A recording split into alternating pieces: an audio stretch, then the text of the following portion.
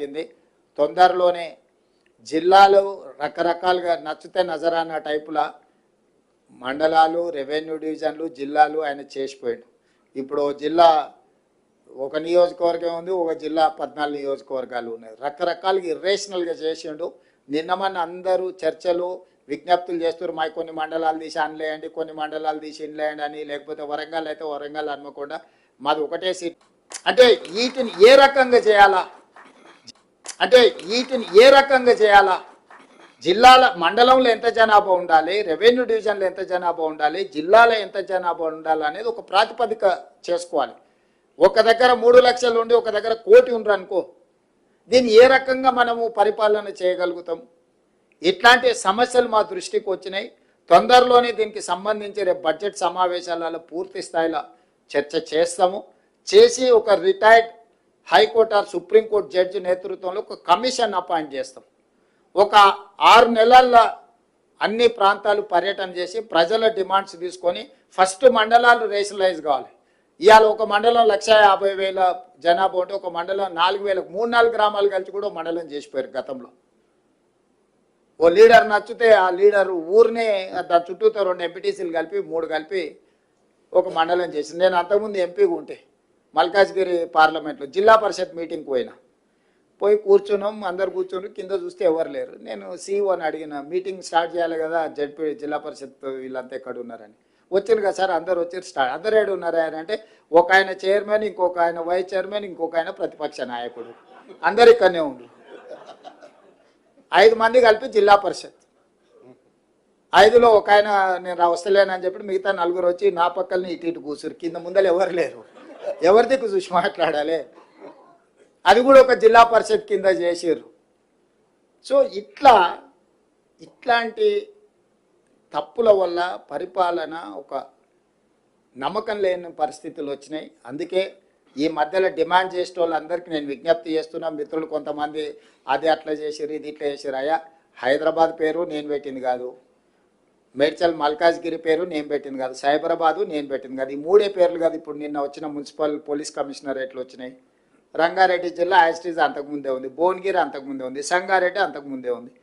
వాటినే పోలీస్ కమిషనరేట్లు ఏరియాలు సరిహద్దులు అడ్జస్ట్మెంట్ చేసినాం. క్రైము, డెవలప్మెంటు వీటన్నిటిని ఒక దృష్టిలో పెట్టుకొని ఉతగానే సికింద్రాబాద్ మీద కక్ష కట్టి సికింద్రాబాద్ను మొత్తం మాయం చేస్తున్నాను. అసలు సికింద్రాబాద్ పేరు ఉన్నదేడా, నేను తీసిందేడా? హైదరాబాద్ సికింద్రాబాద్ జంట నగరాలు హైదరాబాద్ మున్సిపల్ కార్పొరేషన్లో, గ్రేటర్ హైదరాబాద్ మున్సిపల్ కార్పొరేషన్లో యాస్టీస్గా ఉన్నాయి. హైదరాబాద్ డిస్టిక్లోనే సికింద్రాబాద్ ప్రాంతం కూడా ఉంది. నేనేం దాన్ని ముట్టుకోలేదు కదా. గ్రేటర్ హైదరాబాద్ మున్సిపల్ కార్పొరేషన్ అట్లనే యాస్టీస్గా ఉంది. మేడ్చల్ మల్కాజ్గిరి గతంలోనే జిల్లా పెట్టారు, అదే పేరు అట్లనే ఉంది. సైబరాబాద్ ఎప్పుడో పెట్టింది, అదే అట్లనే ఉంది. అంతకుముందు సైబరాబాద్ కమిషనరేట్ ఉంది. ఒకటి వాళ్ళకి కావాల్సిన రాచకొండ దొరల కోట పేరు పెడితే గదొక్కటి తీసినాయా, గదొక్కటి ఒకవేళ చేస్తే గీస్తే కన్నా కోటల పేర్లు మనకెందుకు, రాజుల పేర్లు మనకెందుకు అని సామాన్యుల పేర్లు ఉంటే బాగుంటుందని. రాచకొండ అనేది తెలుసు కదా, దేవరకొండ, రాచకొండ, పద్మనాయకుల కోటలు అవి. వారికి నచ్చినట్టు అవి పెట్టినట్టున్నాడు. అది ఇర్రేషనల్గా ఉంది అని చెప్పి భువనగిరి జిల్లా అని చేసినాం. రాచకొండను రంగారెడ్డి జిల్లాను ఫ్యూచర్ సిటీ కమిషనరేట్ చేసినాం. ఎందుకంటే మనం పెద్ద నగరమే కట్టుకోబోతున్నాం. కాబట్టి దయచేసి ఎలాంటి వివాదాలకు అధికారుల మీద ఒత్తిడి తెచ్చే కార్యక్రమాలు పాల్పడకండి. రేపు పొద్దుగాల మండలాలు, రెవెన్యూ డివిజన్లు, జిల్లాలు పునర్వ్యవస్థీకరించడానికి ఒక జ్యుడిషియల్ కమిషన్ లాగా వేసి అందులో నిపుణులందరినీ పెట్టి అన్ని ప్రాంతాలు పర్యటన చేసి అందరి ప్రజల అభిప్రాయం తీసుకొని మండలాలలో 10% ± జనాభా ఒకే రకంగా ఉండేటట్టు, రెవెన్యూ డివిజన్లలో కూడా సమానమైన మండలాలు ఉండే విధంగా, జిల్లాలలో కూడా పాపులేషన్ 10% ± పెట్టుకొని ఒక ట్రాన్స్పరెంట్ గవర్నెన్స్ అందించడానికి ఒక పూర్తి స్థాయిలో కార్యాచరణ తీసుకొని దానికి సంబంధించి కూడా ఎవరికి తెలియకుండా సీక్రెట్గా మనం ఇంట్లో కూర్చొని చేసేది లేదు. పూర్తి స్థాయిలో అసెంబ్లీలో డిబేట్ చేసి అందరు సూచనలు తీసుకున్నాకనే గైడ్లైన్స్ ప్రిపేర్ చేసి అపాయింట్ చేస్తాము. ఎవరు ఎలాంటి అపోహలు, కొత్త ఏదో జరిగిపోతుందని, జిల్లాల పేర్లు తీస్తురని, పెడుతుండ్రని, పెట్టమని, తీయండి అని ఇవన్నీ వదిలేయండి. రేపు బడ్జెట్ సమావేశంలో వీటన్నిటి మీద కూలంకషంగా అన్ని రాజకీయ పార్టీలు చర్చించి విధి విధానాలు ఖరారు చేసి ఏ రకమైన నిర్ణయాలు తీసుకోవాలని అప్పుడు తీసుకుంటాం. ఇప్పటికీ మీకు స్టేట్లో కట్టుకోవడానికి ఆఫీస్ స్థలం ఇస్తాం. ఇవన్నీ ఎందుకు చెప్తున్నా అంటే కొత్త జిల్లాలు వచ్చినప్పుడు ఆ జిల్లాల ప్రాతిపదికన ఏది జిల్లా హెడ్ క్వార్టర్ అవుతుందో అప్పుడు స్థలం ఇస్తాం. ఇప్పుడు స్టేట్లో మీరు ఏదైనా స్థలము మీరు ఆఫీసు కార్యాలయం కట్టుకోవడానికి ఒకవేళ వచ్చింది అంటున్నాడు, అదేదో చూసి ఫస్ట్ హెడ్ క్వార్టర్స్లో కట్టుకోండి, అక్కడ కూర్చొని మీరు కూడా సచివాలయం కట్టుకోండి, ఇక్కడ నుంచి కిందికి పరిపాలన అందించండి. సచివాలయం లేకపోతే పరిపాలన చేయలేం. గతంలో సచివాలయం కూడా ఉండేది కాదు, కట్టంగానే నేను వచ్చిన అందుకే పరిపాలన జరుగుతుంది. మీరు కూడా మీ గెస్టెడ్ ఆఫీసర్స్ కోసం ఒక సచివాలయాన్ని కట్టుకోండి, దానికి సంబంధించిన స్థలాన్ని నేను ఇస్తా. అవసరమైతే మీరు ఎంత జమ చేసుకుంటే మీరు రూపాయి ఇస్తే నేను రూపాయి ఇస్తాను మీరు కట్టుకోవడానికి. మీరు లక్షిస్తే నేను లక్షిస్తాను. మీరు కోటి మీరు జమ చేసుకుంటే నేను కూడా కోటి ఇస్తాను. మీరు ఎంత జమ చేసుకొని అన్న మా దగ్గరకు ఇది ఉన్నది ఇంత అంటే అంత మ్యాచింగ్ గ్రాంట్ ఇస్తా. 50-50 మీరు ఒక 50% పెట్టుకొని నేను ఒక 50% ఇస్తా. ఒక మంచి వివిధ రాష్ట్రాల నుంచి కూడా గెస్టెడ్ ఆఫీసర్స్ అసోసియేషన్ వస్తే మీ దగ్గర చూసారే, Telangana gazetted officers association office చాలా బాగుంది, చాలా సమాచారం అంతా ఇక్కడ అందుబాటులో ఉంది అనే విధంగా మీరు కట్టుకోండి. నా వైపు నుంచి ఎప్పుడు మీకు సంపూర్ణమైన సహకారం ఉంటుంది. మీరందరూ కూడా ఈ ప్రభుత్వం మీద అనుకొని నడపండి. ఇది నాది కాదు, మనందరి ప్రభుత్వం ఇది.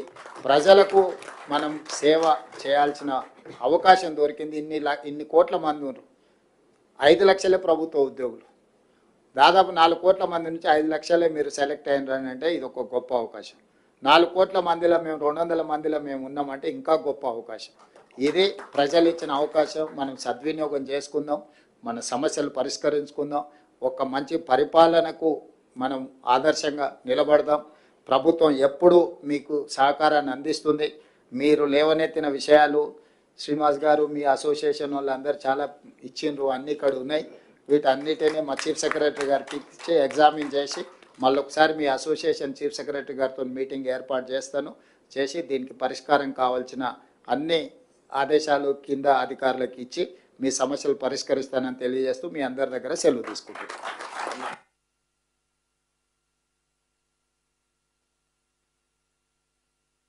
7 లక్షల మంది గెస్ట్ అధికారుల పక్షాన మీ సైన్యం, మీరు భూమి మీద ఉన్నంతకాలం మీ సైన్యమే. మేమైతే పక్కగా కూడా జరగం. ఆ మాట ఇస్తూ మీరు ఆదేశాలు ఇవ్వండి, మేము ఇంప్లిమెంట్ చేస్తాం అన్న. ఒక్కసారి మా అధికారులు అంతా మహిళలు అంతా ఉన్నారు, మీ ఫోటో కోసం ఒక 10 నిమిషాలు సెషన్. అందరూ రావద్దు, అట్లా పిలిస్తేనే రావాలి.